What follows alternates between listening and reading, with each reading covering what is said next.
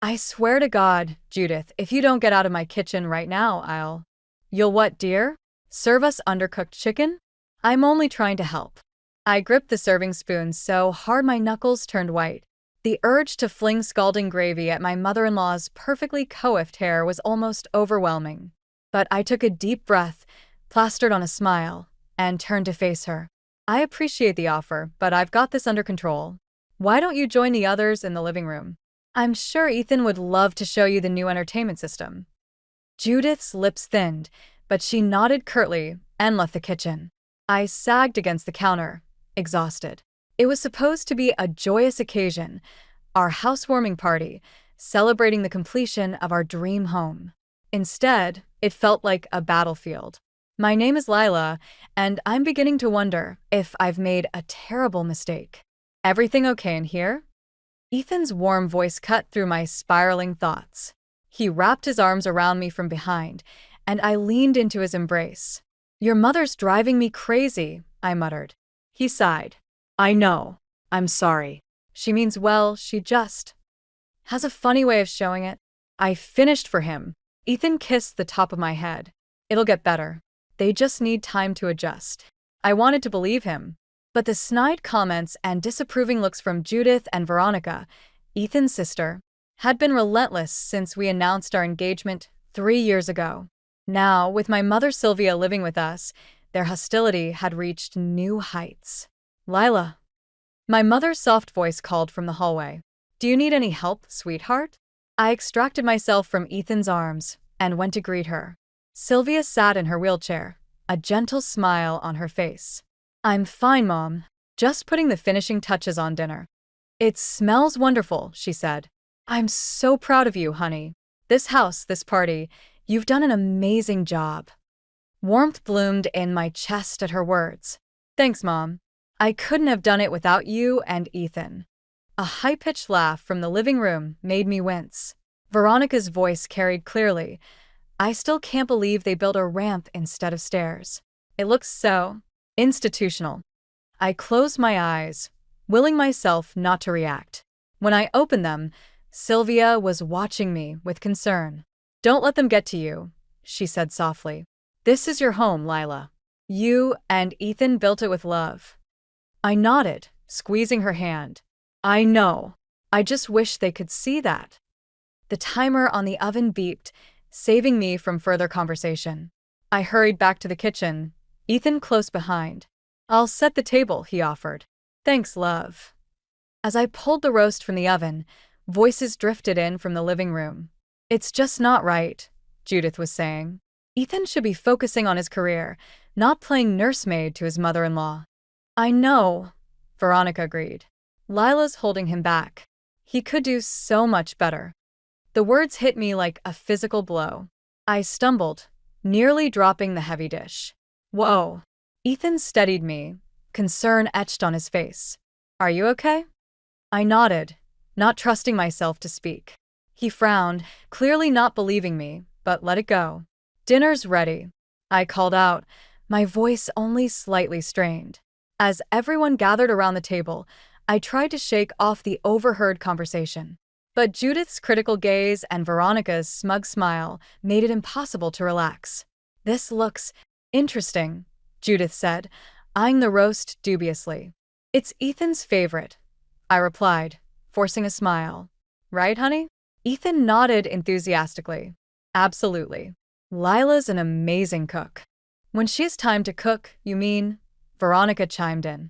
It must be so hard, juggling work and taking care of your mother. I don't know how you manage it all, Lila. The implication was clear. I didn't manage it all. Not well, anyway. We managed just fine, Ethan said firmly. Mom, would you like some wine? As conversation flowed around me, I found myself retreating inward. The dream home we'd worked so hard to build suddenly felt like a gilded cage. Every choice we'd made, from the open floor plan to accommodate Sylvia's wheelchair to the soothing color palette I'd agonized over, was now tainted by Judith and Veronica's judgment. A toast, Judith announced, raising her glass. To new beginnings and family coming together. The words should have been comforting. Instead, they felt like a threat. As we clinked glasses, I caught Sylvia's eye across the table. She gave me a small, encouraging nod. In that moment, I made a silent vow. I would not let Judith and Veronica destroy what we'd built.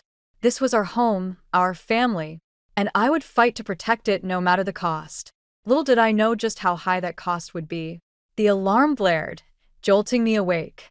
I reached over to silence it, my hand brushing against Ethan's empty side of the bed. He'd already left for work, probably hours ago. The clock read 7:15 a.m. I'd overslept again.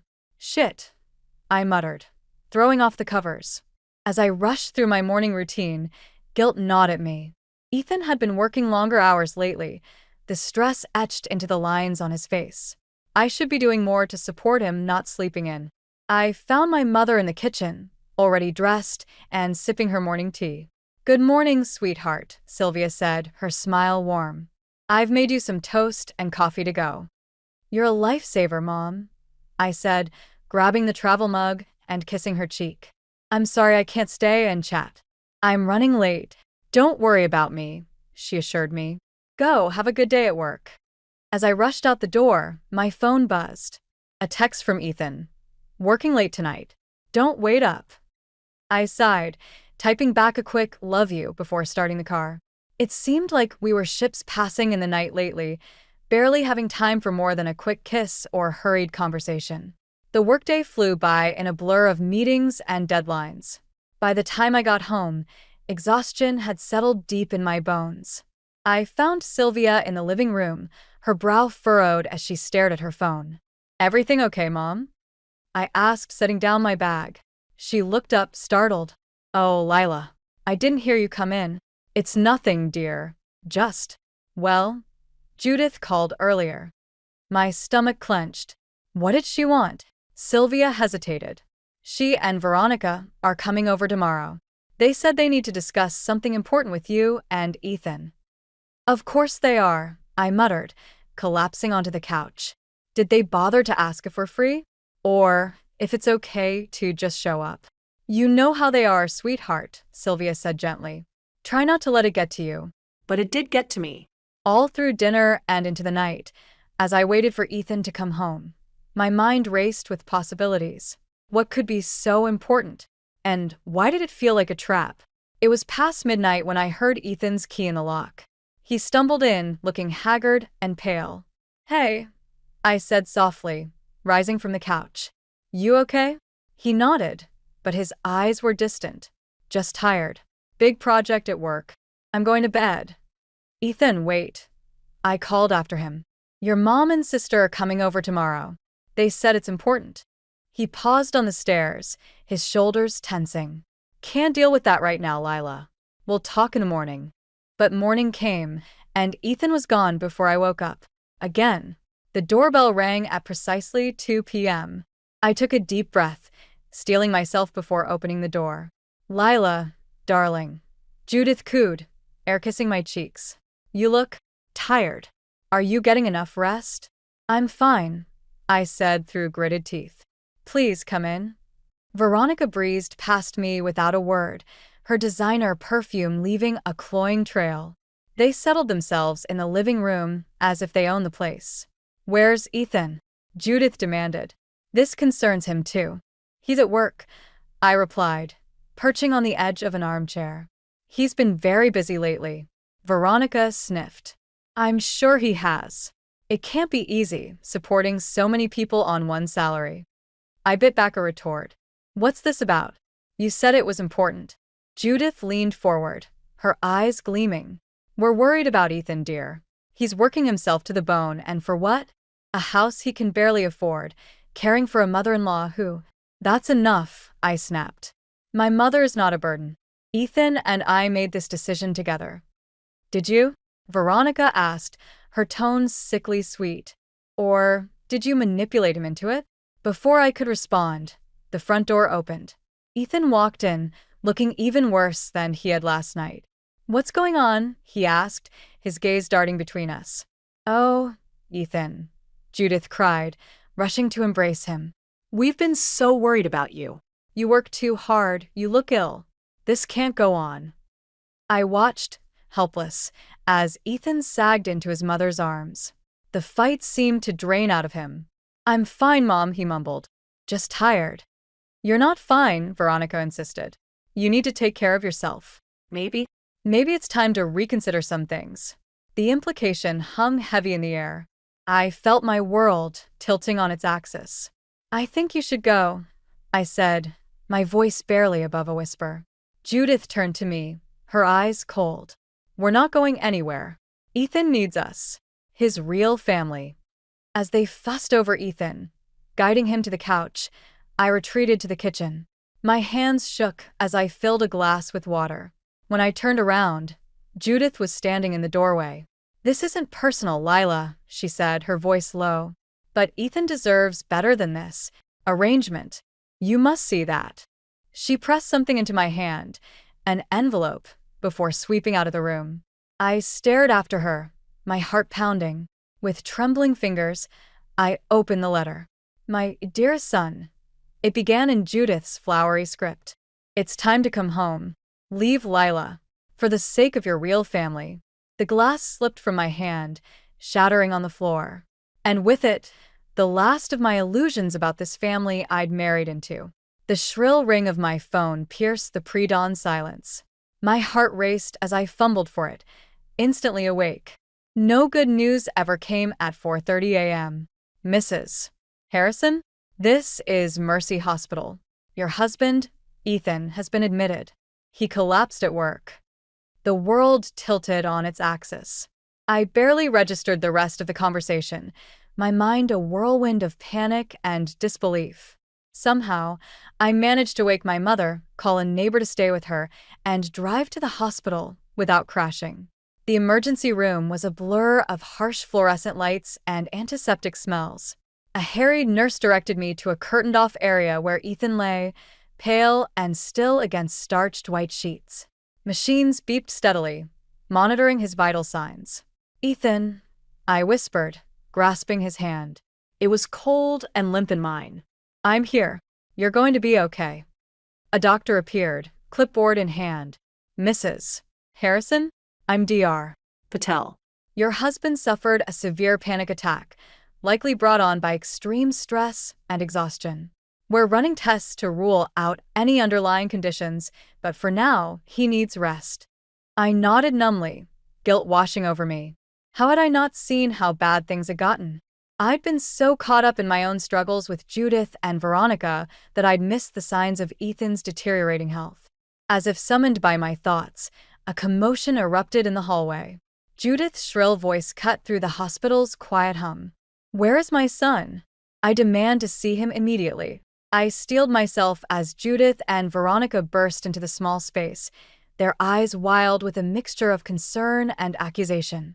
"What have you done to him?" Judith hissed, pushing past me to Ethan's bedside. "I haven't done anything," I said, fighting to keep my voice steady. "He collapsed at work. The doctor says."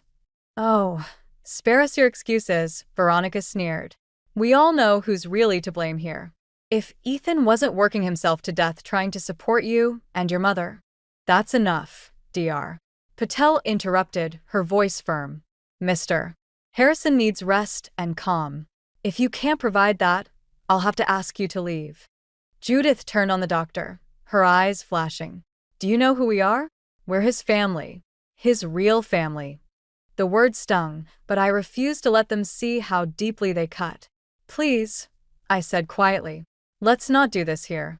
Ethan needs us to be united right now." For a moment, it seemed like my plea had gotten through. Then Judith's face hardened. "United? You're the reason he's in this state. If you truly cared about Ethan, you'd step aside and let us take care of him." Before I could respond, a weak voice cut through the tension. "Stop it." Ethan's eyes fluttered open, unfocused but aware. "All of you, just stop." We all froze, watching as Ethan struggled to sit up. I moved to help him, but Judith beat me to it, fussing over him like he was a child. "Oh, darling," she cooed. "Don't worry. We're here now. We'll take you home, and—" "No," Ethan said, his voice stronger now. "I'm not going anywhere. Lila is my wife. This is my family. All of you. The silence that followed was deafening. I felt a glimmer of hope, seeing Ethan stand up to his mother for perhaps the first time in his life. But it was short-lived. Ethan's face suddenly contorted in pain. He clutched at his chest, gasping for air. Alarms blared as his body went rigid, then limp. Code Blue. DR. Patel shouted, pushing us aside. A team of nurses rushed in, and I found myself being ushered out of the room, Judith and Veronica's wails echoing in my ears.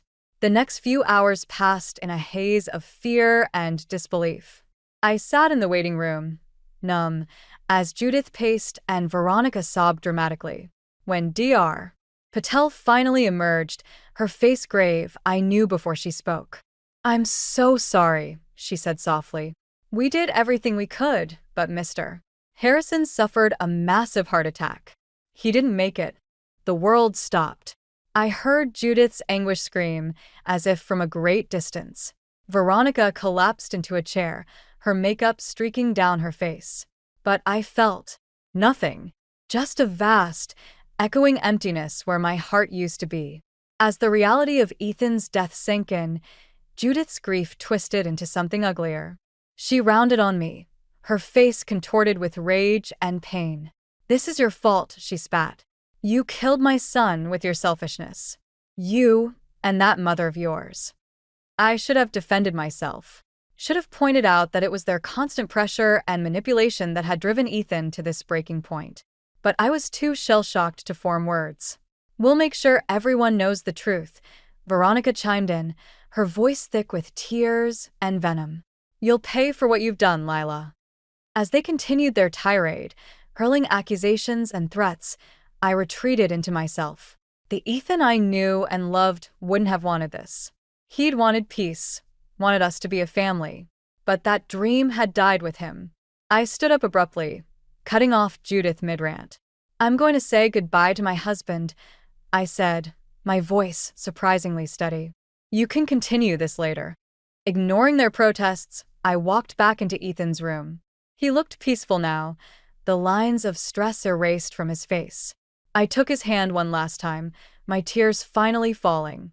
"I'm sorry," I whispered. "I'm so sorry I couldn't protect you from all of this. But I promise you, Ethan, I'll find a way to honor your memory, to live the life we dreamed of, even if you can't be here to share it." As I pressed a final kiss to his forehead, I knew that the real battle was just beginning. Judith and Veronica would stop at nothing to destroy me now. But for Ethan's sake, and for my own, I had to be stronger than ever before. The drive home from Ethan's funeral was a blur. My hands gripped the steering wheel, knuckles white, as I navigated through the rain-slicked streets. Beside me, Mom sat in silence, her weathered hand resting on my arm, a silent pillar of strength. "We're almost home," I murmured, more to myself than to her. Home. The word felt hollow now, tainted by loss and the lingering echoes of Judith and Veronica's accusations at the cemetery. As we pulled into the driveway, something felt off. The porch light was on, casting an eerie glow in the gathering dusk. I frowned. I was sure I'd turned it off before we left. "Lila," Mom said softly, her eyes fixed on the front door. "There's someone inside." My heart raced as I saw movement through the window. Instinctively, I reached for my phone, ready to call the police. But then a familiar silhouette appeared, and my blood ran cold. "It's Judith," I whispered, disbelief and anger warring within me. "And Veronica." Mom's grip on my arm tightened. "What are they doing here?" I took a deep breath, steeling myself. "I don't know, but I'm going to find out." With shaking hands, I helped Mom into her wheelchair and approached the front door. I hesitated for a moment, key in hand, before squaring my shoulders and stepping inside. The scene that greeted us was surreal. Judith and Veronica lounged in the living room as if they owned the place. Boxes were stacked haphazardly around them, and I realized with growing horror that they were filled with my belongings. "What the hell is going on?" I demanded, my voice cracking. Judith looked up, her face a mask of faux sympathy. "Oh, Lila dear. We thought it best to get a head start on packing for you. After all, You can't possibly stay here now that Ethan's gone. Veronica nodded, a cruel smile playing at her lips. This house belongs to the family. And let's face it, you're not family anymore. The audacity of their words struck me like a physical blow. I stumbled back, steadying myself against Mom's wheelchair. This is our home, I said, fighting to keep my voice steady. Ethan and I built it together. You have no right. We have every right, Judith interrupted, her tone icy. Ethan left no will. As his mother and sister were his next of kin. The house, the assets, they all revert to us. I felt the floor shift beneath me. How could I have been so naive? In all our planning, in all our dreams, we'd never considered the unthinkable. We'd never prepared for a world without Ethan. You can't do this. Mom spoke up, her voice quiet but firm. This house was built to accommodate my needs. Where do you expect us to go? Veronica shrugged, examining her manicured nails. That's hardly our concern, is it? You should have thought of that before you leeched off my brother for all these years. White-hot rage surged through me. I stepped forward, fists clenched at my sides. Get out, I snarled. Get out of our house right now. Or I swear to God. Or what? Judith challenged, rising to her feet. Face it, Lila. You've lost. It's time for you to crawl back to whatever hole you came from and leave us to grieve our son in peace. I opened my mouth to retort, but Mom's hand on my arm stopped me. Lila, she said softly. Let's just go. We can figure this out later. The fight drained out of me as I looked into her eyes, seeing the exhaustion and sorrow mirrored there. With a heavy heart, I nodded. Fine, I said, turning back to Judith and Veronica. We'll go. But this isn't over. As we retreated to the guest room, the only space not yet invaded by their presence, I felt hollow. Empty. How had it come to this? In the span of a week, I'd lost my husband, my home, and any illusion of family I'd clung to. Mom watched me as I paced the small room, her eyes filled with concern. What are we going to do? She asked quietly. I ran a hand through my hair, mind racing. I don't know, I admitted, but we can't stay here. Not with them. As I started gathering what few possessions remained untouched, my hand brushed against something wedged between the mattress and headboard. Frowning, I pulled out a sealed envelope. My breath caught as I recognized Ethan's handwriting. With trembling fingers, I tore it open, unfolding the letter inside. My dearest Lila, it began. If you're reading this, it means I'm gone.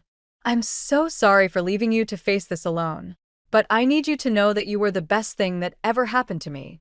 Our life together, our home, the family we built, it was everything I ever wanted. Tears blurred my vision as I continued reading. Ethan's words were filled with love, regret, and a final, desperate plea. Don't let them win, Lila. Don't let my mother and sister destroy what we built. You're stronger than they are. You always have been. Live the life we dreamed of, even if I can't be there to share it. Be free, my love. Be happy. As I finished the letter, a strange calm settled over me. Ethan's final gift wasn't just his words, it was the strength to face what lay ahead. I looked up at Mom, a new resolve burning in my chest. Pack what you can, I said. We're leaving tonight. But where will we go? She asked. I squared my shoulders, Ethan's letter clutched to my heart. I don't know yet, but wherever it is, it'll be ours. And it'll be free of them. As we prepared to leave the house we'd called home, I silently vowed to honor Ethan's memory. Judith and Veronica might have won this battle, but the war was far from over. And I intended to fight with everything I had. The morning light filtered through the dusty motel curtains, casting a sickly glow across the room. I'd barely slept, my mind racing with plans and worries. Mom stirred in the bed beside me, her face etched with concern as she woke. Lila, she said softly, what are we going to do? I took a deep breath, steeling myself for the day ahead. We're going to fight, Mom. We're going to take back what's ours. With renewed determination, I helped Mom into her wheelchair, and we made our way back to the house. Our house. As we pulled into the driveway, I saw Judith peering out the window, her face twisting with disdain. Remember, I told Mom, no matter what they say, we have a right to be here. We entered without knocking, the familiar scent of home now tainted by Judith's overpowering perfume. Veronica lounged on the couch, scrolling through her phone with affected boredom. "Oh, look who's back," Judith sneered. "Come to beg for scraps?" I ignored her, wheeling Mom into the living room. "We're not leaving," I said firmly. "This is our home, and you have no legal right to be here." Veronica laughed, a harsh, brittle sound. "Is that so? And who's going to make us leave? You?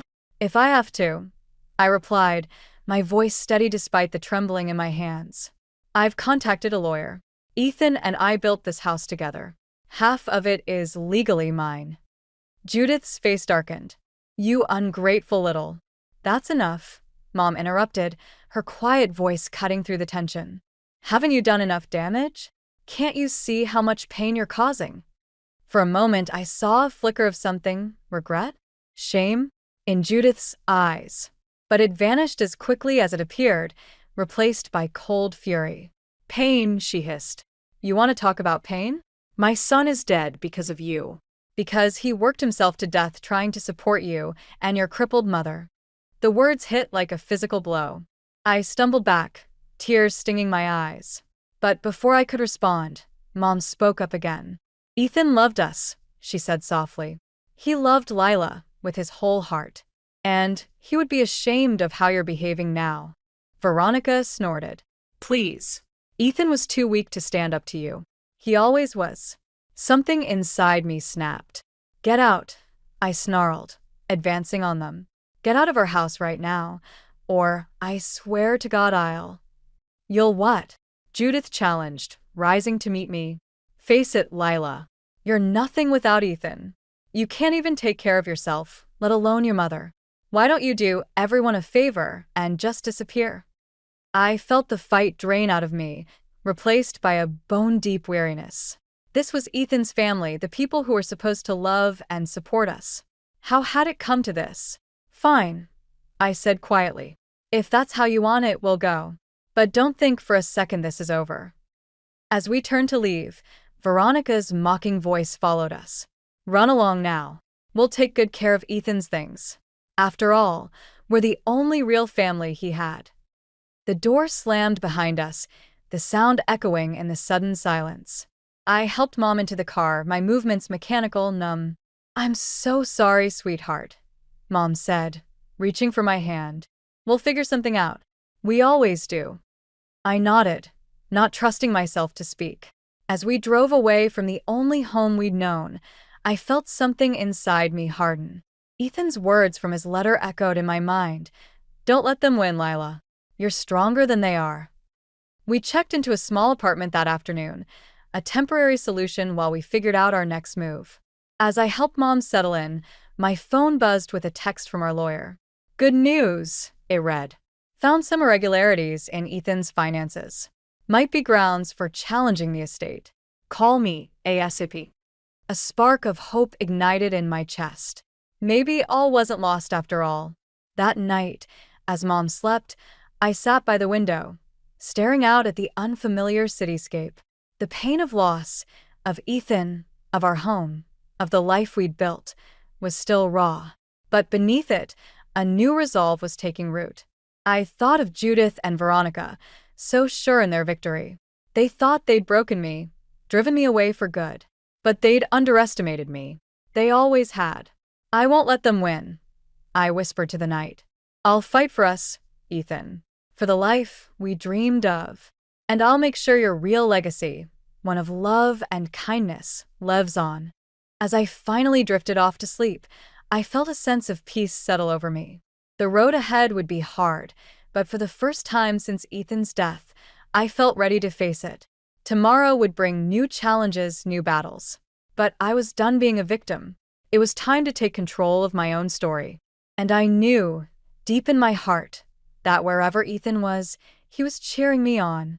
6 months had passed since we'd left our home, and life had settled into a new rhythm.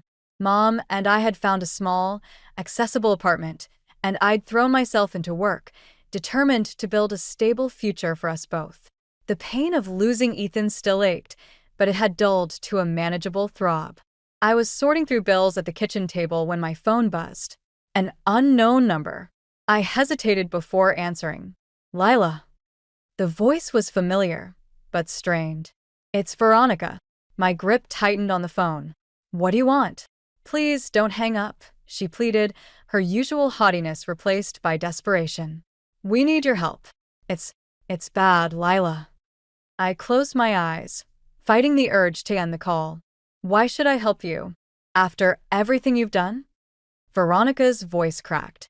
I know we don't deserve it, but we have nowhere else to turn. Mom and we've lost everything. Despite myself, I felt a flicker of curiosity. What do you mean, lost everything? She launched into a rambling explanation. Something about an investment opportunity, promises of huge returns. But it had all been a scam. They'd sunk every penny they had, including the money from selling our house, into a fraudulent scheme. We're facing eviction, Veronica finished, her voice small. Mom's a mess. I don't know what to do. A part of me, a vindictive, hurt part, wanted to laugh, to revel in their misfortune. But Ethan's voice echoed in my mind. Be better than them, Lila. Always be better. I took a deep breath. I'm sorry that happened to you, but I don't see how I can help.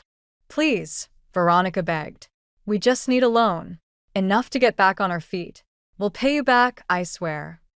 No, I said firmly. I can't do that. I won't. But we're family, she cried. The words hit me like a slap. Family? I repeated, incredulous. You made it very clear that I wasn't family. You took everything from me, Veronica. My home, my memories of Ethan. And now you have the audacity to claim we're family? Silence stretched between us. When Veronica spoke again, her voice was thick with tears. You're right. We were horrible to you. I see that now. I'm so sorry, Lila. For everything. I closed my eyes, conflicting emotions warring within me. I appreciate the apology, I said finally, but it doesn't change anything. I can't help you. Please, she whispered. We have nowhere else to go. That's not my problem, I replied, surprised by the steel in my voice. You made your choices. Now you have to live with them. I ended the call, my hands shaking. Mom wheeled into the room, concern etched on her face. Everything okay, sweetheart? I nodded, forcing a smile. Just a wrong number. But as the days passed, I couldn't shake the conversation from my mind. I found myself wondering about Judith and Veronica.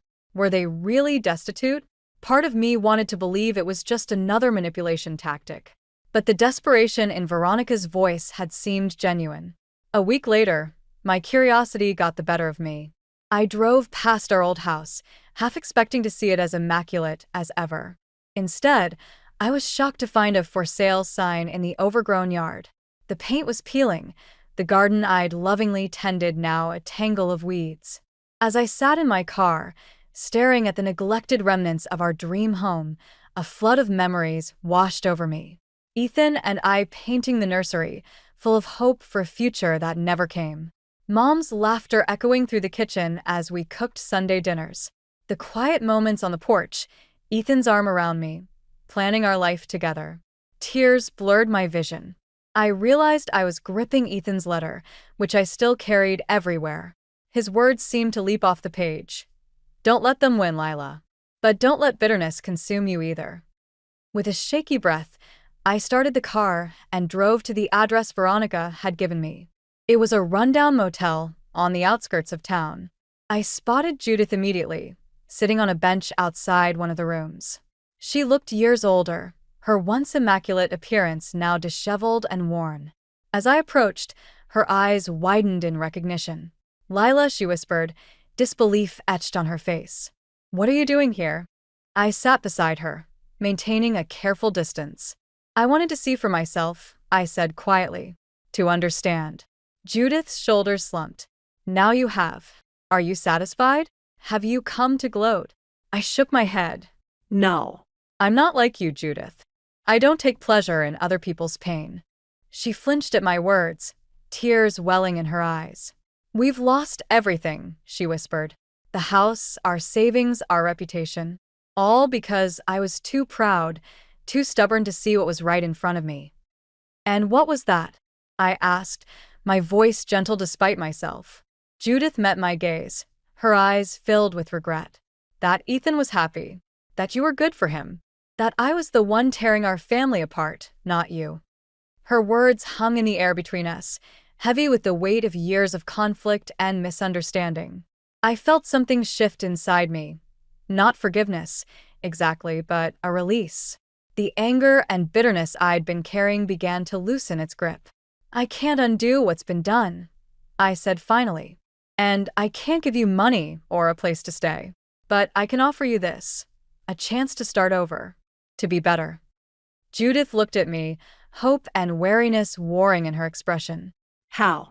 I stood, smoothing my skirt. "I know a shelter that helps women get back on their feet. Job training, counseling, the whole works. If you're serious about changing, I can make a call." She nodded, a tear slipping down her cheek. "Thank you, Lila. I don't deserve your kindness." "No," I agreed. "You don't. But Ethan would have wanted me to offer it anyway." As I walked back to my car, I felt lighter than I had in months. The road ahead would still be challenging, but for the first time, I felt truly free. Free from the weight of resentment, free from the shadow of Judith and Veronica's cruelty. I was ready to write my own story now, one of resilience, growth, and the kind of love that transcends even death. And I knew, deep in my heart, that Ethan would be proud. The crisp autumn air nipped at my cheeks as I walked through the farmer's market, basket in hand. It had been nearly a year since Ethan's death, and life had settled into a new normal. Mom and I had found peace in our small apartment, and I'd thrown myself into my work, finding purpose in helping others navigate their own grief. As I browsed the colorful produce, a familiar voice caught my attention.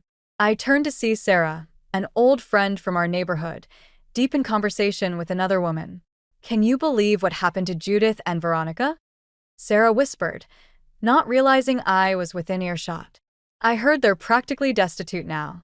My ears perked up, curiosity getting the better of me. I inched closer, pretending to examine a display of apples. "Serves them right," the other woman replied. "After the way they treated poor Lila and her mother. The whole town's turned against them." Sarah nodded vigorously. "I saw Judith at the grocery store last week. She looked terrible, like she'd aged 10 years overnight." "And Veronica? I heard she can't even show her face around here anymore." A conflicting mix of emotions washed over me. Satisfaction, pity, and a twinge of guilt. I'd known things were bad for them, but I hadn't realized the extent of their fall from grace. As I made my way home, my mind raced.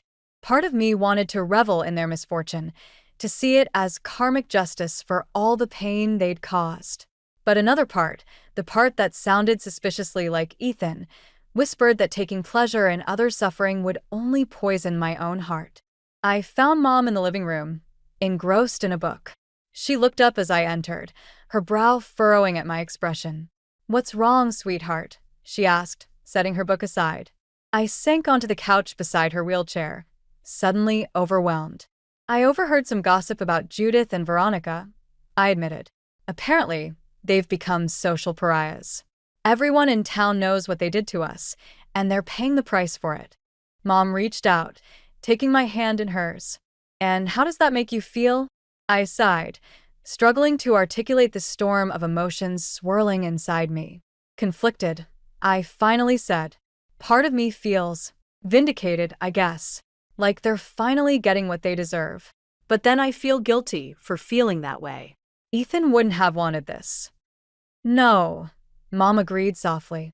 "He wouldn't have. But he's not here, Lila." "You are. And you're allowed to feel whatever you're feeling." Her words hit me like a punch to the gut. Tears welled up in my eyes, spilling over before I could stop them. "I miss him so much, Mom," I whispered. "Sometimes I think I'm healing, moving forward. And then something like this happens, and it's like losing him all over again." Mom squeezed my hand, her eyes shining with unshed tears of her own. I know, sweetheart. Grief isn't linear. It comes in waves. But you're stronger than you know. Ethan saw that in you, even when you couldn't see it yourself. We sat in companionable silence for a while, each lost in our own thoughts.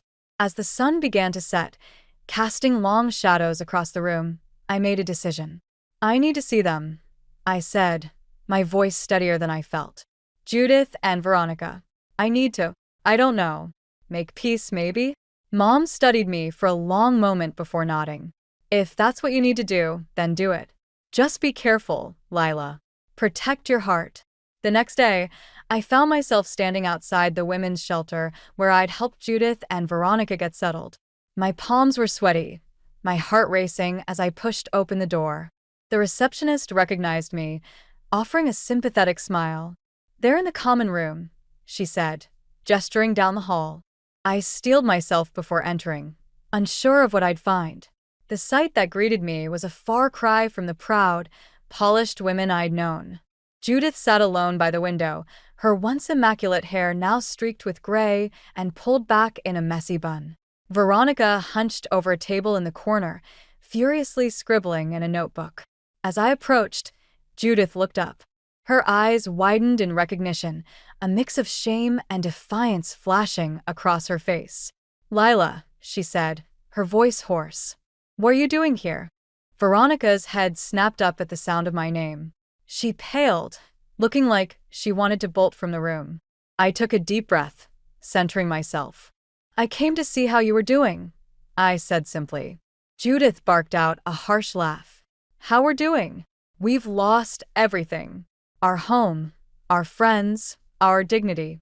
Are you here to gloat?" I shook my head, feeling a sudden wave of pity wash over me. "No," I said softly. "I'm here because I think it's time we all found a way to move forward." Veronica spoke up, her voice barely above a whisper. "Why would you want to help us? After everything we did?" I thought of Ethan, of the love and compassion he'd shown even in the face of their cruelty. I thought of Mom, her quiet strength and unwavering support. And I thought of myself, the woman I'd become through this crucible of loss and pain. "Because holding on to anger and resentment will only hurt me in the end," I said, surprising myself with the conviction in my voice. "And because Ethan would have wanted me to find a way to forgive, even if you don't deserve it." As I stood there, facing the two women who had caused me so much pain, I felt something shift inside me. It wasn't forgiveness, not yet. But it was a step towards healing, towards reclaiming the peace that had been stolen from me. In that moment, I realized that true justice wasn't about seeing others suffer. It was about rising above the pain, about choosing to live with kindness and integrity even when it's hard. It was about honoring Ethan's memory by becoming the best version of myself. And for the first time in a long time, I felt truly free.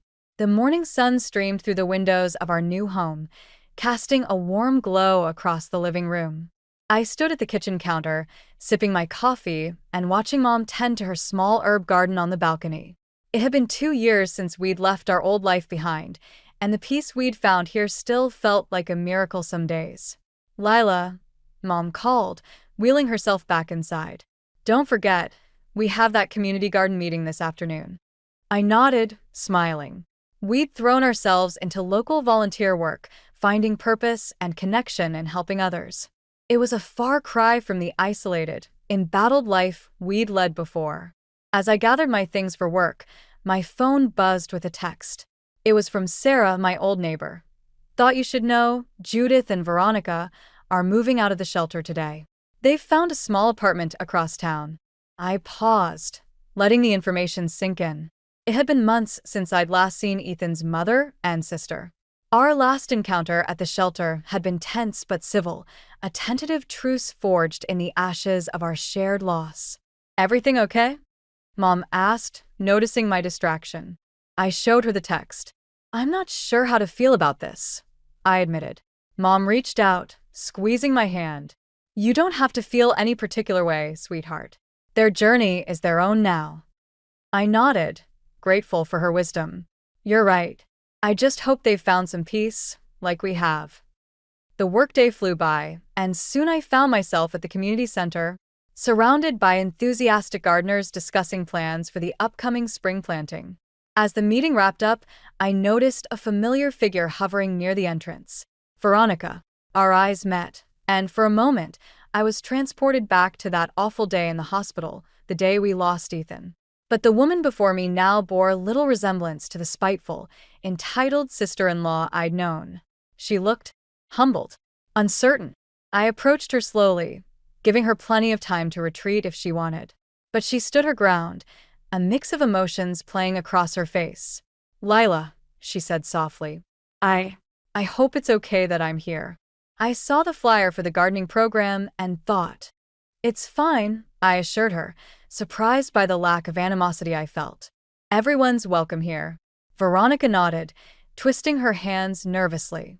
I wanted to tell you, Mom and I were trying to start over. To be better. I know it doesn't make up for everything we did, but you're right, I interrupted gently. It doesn't, but it's a start. We stood in awkward silence for a moment before Veronica spoke again. You look good, Lila. Happy. I'm glad. The sincerity in her voice caught me off guard. Thank you, I said. I am happy. It hasn't been easy, but you're stronger than any of us gave you credit for, she finished, a rueful smile on her face. Ethan always knew that, didn't he? The mention of Ethan's name sent a familiar pang through my heart, but it wasn't the sharp agony it had once been. Instead, it was a bittersweet ache, a reminder of the love we'd shared and the growth his loss had sparked in me. He did. I agreed. And he'd be proud of you too, for trying to change. Tears welled in Veronica's eyes. I don't deserve your kindness. Maybe not, I said. But Ethan would want me to offer it anyway. That's the kind of man he was, the kind of person I'm trying to be. As Veronica left, promising to return for the next gardening session, I felt a weight I hadn't even realized I was carrying lift from my shoulders. The last tendrils of bitterness and resentment I'd been holding on to dissipated, leaving behind a sense of peace I hadn't felt in years. That evening, as Mom and I sat on our balcony watching the sunset, I found myself reflecting on the journey that had brought us here. I wish Ethan could see this, I said softly. See us thriving, see how far we've come. Mom reached over, taking my hand in hers. He does see it, sweetheart. In every kind act, every moment of joy, every time you choose love over bitterness, that's Ethan's legacy living on through you. Tears pricked at my eyes, but they were tears of gratitude, not sorrow. You're right, I said. And I'm going to keep honoring that legacy every day. As the last rays of sunlight painted the sky in brilliant hues of orange and pink, I felt a profound sense of contentment wash over me. The road had been long and painful, filled with loss and betrayal, but it had also led me here, to a place of strength, resilience, and hard-won peace. I thought of Judith and Veronica, embarking on their own journey of redemption, of the community we'd built here, full of people supporting and uplifting each other, of Mom, my unwavering rock through it all.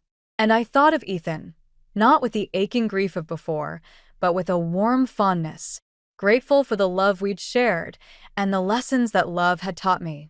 The future stretched out before us, full of possibility.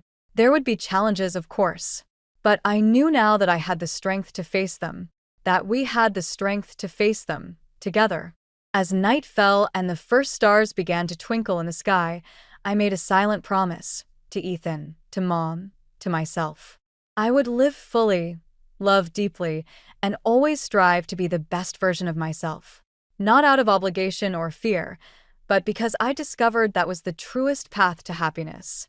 In the end, it wasn't about revenge or justice or even forgiveness. It was about choosing, every day, to live a life that honored the love we'd shared and the growth we'd achieved. And in that choice, I found my greatest victory.